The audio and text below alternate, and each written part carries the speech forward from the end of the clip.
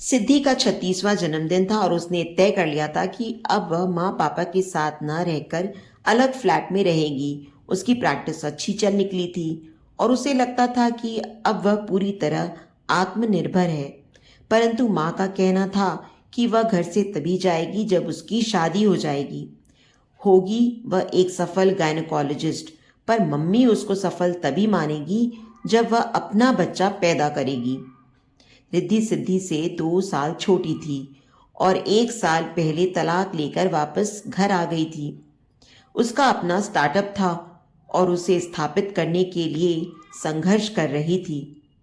कभी रात को 12 बजे वापस आती थी तो कभी वहीं ऑफिस में रह जाती थी। उसने सफलता की देवी के लिए अपना खाना पीना, सोना जागना सब ताक पर रख दिया था। कभी कभी दोस्तों के साथ देर रात तक बाहर पार्टी करती थी। घर आती तो उसके मुंह से सिगरेट और शराब की बदबू आ रही होती। मम्मी को चिंता हो जाती, ये कैसे फिर से अपना घर बसाएगी, कैसे बच्चे पैदा करेगी।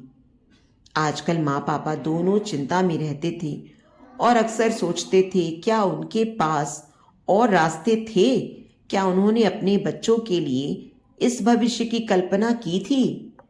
बाहर के कमरे से दादी जोर जोर से अपनी बहू को आवाजें दे रही थी और किसी भी तरह की गाली देने में जरा भी नहीं हिचकिचा रही थी। वह यह जानना चाहती थी कि आखिर उसका खाना समय पर क्यों नहीं पहुंचा था। मम्मी ने माफी मांगते हुए खाने की थाली उनके सामने रख दी। रिद्धि और सिद्धि ने बचपन से माँ की यही हालत देखी थी। पापा बाहर चाहे कितने बहादुर बने, पर अपनी माँ के सामने एकदम फिसड्डी बन जाते थे। दादी को यह शिकायत थी कि माँ ने खानदान को वारिस नहीं दिया और 2 बेटियों की शादी का बोझ पापा पर लाद दिया था। पापा भी अजीब थे, कभी भी घर में मेहमान ले आते थे। उन्हें घर के काम गुड़ियों का खेल जैसे लगते थे। ऐसे में माँ की बस एक ही इच्छा थी कि उनकी बेटियां किसी तरह से आर्थिक रूप से आत्मनिर्भर बन जाएं और उन्हें पति तथा ससुराल से सम्मान मिल सके। रिद्धि सिद्धि भी अपनी माँ की स्थिति देख रही थी और चाहती थी कि अपने लिए बेहतर जीवन का निर्माण कर सके। रिद्धि को जब एमबीबीएस में गोल्ड मेडल मिला तो उन्हें लगा उनकी सारी समस्याओं का अंत हो गया। पापा बहुत खुश थे और फिर भी उन्हें रिद्धि के दहेज की चिंता लगी हुई थी। सिद्धि ने अहमदाबाद से एमबीए किया और अपने एक सहकर्मी विशाल से विवाह कर लिया, परंतु विवाह के लिए दोनों के पास ही समय नहीं था।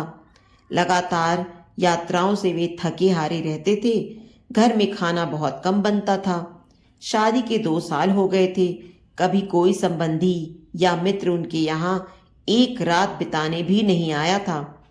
विशाल चाहता था वह परिवार बढ़ाए और सिद्धि को डर था कि बच्चा आ जाने से उसका करियर पिछड़ जाएगा और वह अपनी माँ की स्थिति में पहुंच जाएगी। माँ पापा दोनों ने परिवार की अहमियत पर उपदेश दिए, परंतु सिद्धि यही कहती रही कि अभी जल्दी क्या है, वह अभी 30 की ही तो है। कुछ वर्ष पूर्व तक रिद्धि विवाह न हो सकने के कारण बहुत उदास रहती थी। उसे लग रहा था बच्चा पैदा करने की सही उम्र निकली जा रही थी, पर 35 के होते होते उसने अपनी नियति स्वीकार कर ली थी। नाना नानी ना बन सकने के कारण माँ पापा बहुत उदास रहते थे। एक दिन शाम को वे चारों इकट्ठे बैठे यही सब बातें कर रहे थे तो रिद्धि ने कहा, किस लिए चाहिए बच्चे, पापा आपकी 2 बेटियां हैं तो आपका वाई क्रोमोसोम तो वैसे भी नई पीढ़ी तक नहीं जा सकता और माँ आपका माइटोकॉन्ड्रिया आपकी बहन की बेटियों द्वारा आगे पहुंच जाएगा।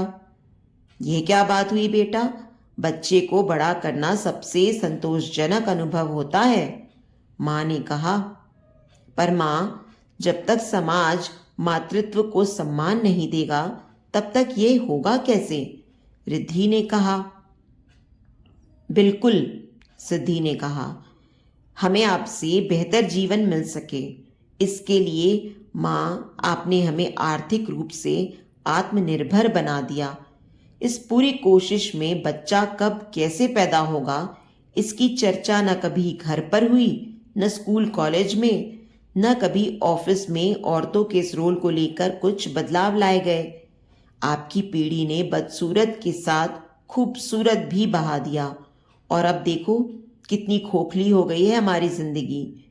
वे चारों चुप थे, जानते थे पूरी सदी ही बिना किसी जीवन दर्शन के केवल तकनीक के बल पर आगे बढ़ रही है और मनुष्य अपने सहज जीवन के लिए तड़प रहा है।